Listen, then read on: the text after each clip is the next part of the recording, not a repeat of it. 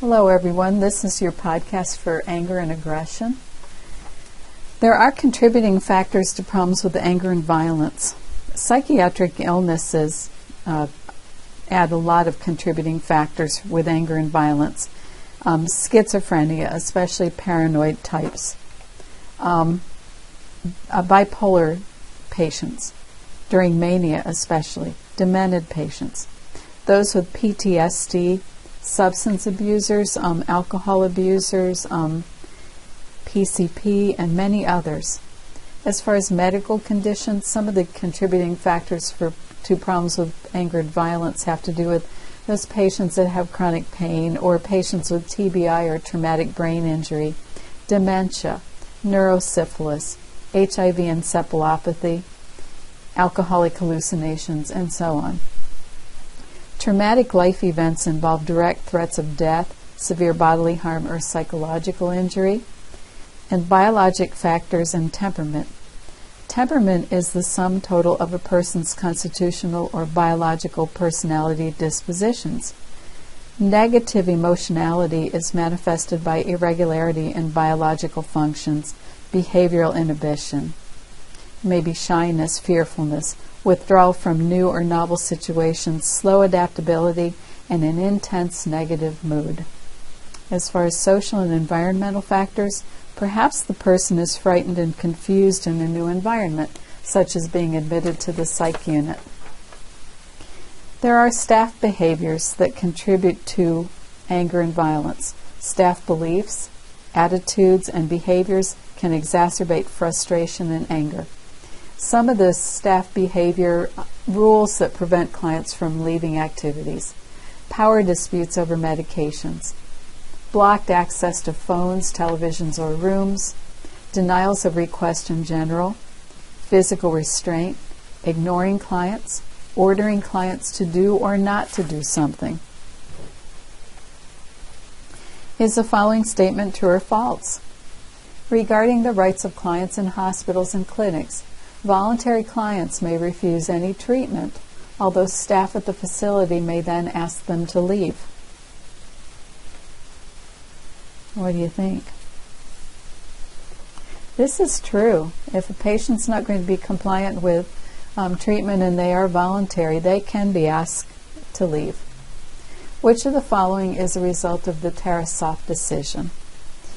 I'll let you read through those, and then we'll talk about it.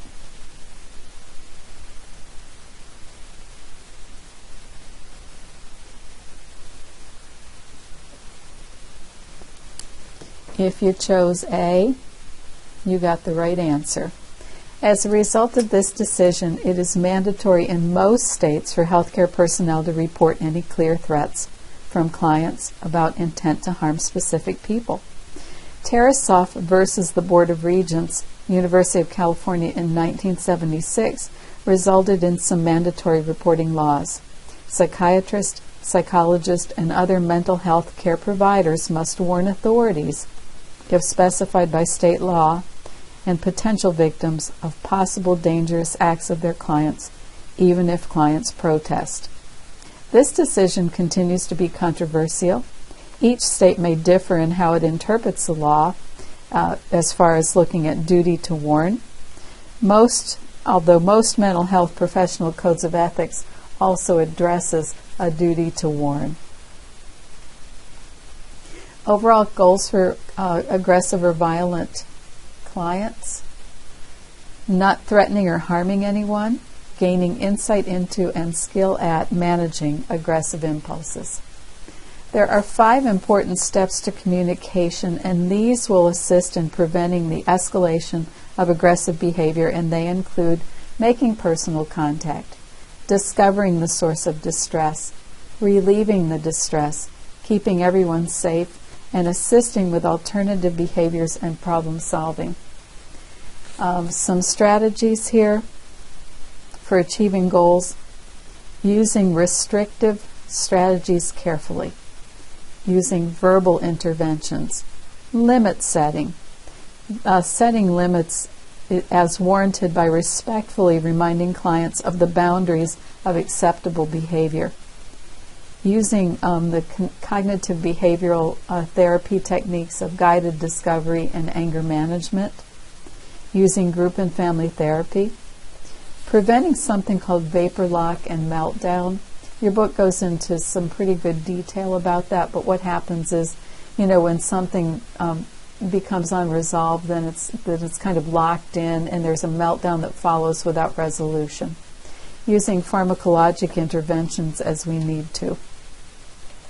Is the following statement true or false? Nurses and other staff may be at risk for assault by some clients during a restraint procedure, resulting in physical injury, psychological suffering, lost work time, and financial cost. And if you chose true, you are correct. Some signs of escalating aggression, kind of that thinking and perception. You can actually see that person kind of thinking about that and perceiving that others are against them. Motor activity and body language, a confrontational stance, if you will, hyperactivity as far as motor activity or threatening activity. Mood or affect, physical state, and the context in which we are seeing this escalating aggression. There are some nursing diagnoses relevant to aggression: risk for self-directed violence, risk for other-directed violence, ineffective coping related to psychopathology, poor impulse control, and history of violence. Some of our goals of therapy: impulse control, aggression control, abusive behavior, self-restraint, and coping. Here's some questions to ask upon evaluation of the nursing care plan. Did implementation of the plan of care prevent an escalation of aggressive behavior, although emotions may have been intense? Was everybody's safety maintained, including the observers of the incident? Did healthcare personnel follow the institution's written policies and procedures for dealing with aggressive behavior? Did the client and nursing staff learn any new problem-solving techniques or resources for handling aggressive behaviors in the future? Was the client's dignity respected? Did staff avoid the development of a win-lose situation or avoid shaming or humiliating the client? In class, we will do some review. We'll work on a case study for the angry and aggressive client. We'll also review restraint and seclusion and standards for their use. And that's the end of your Anger and Aggression podcast.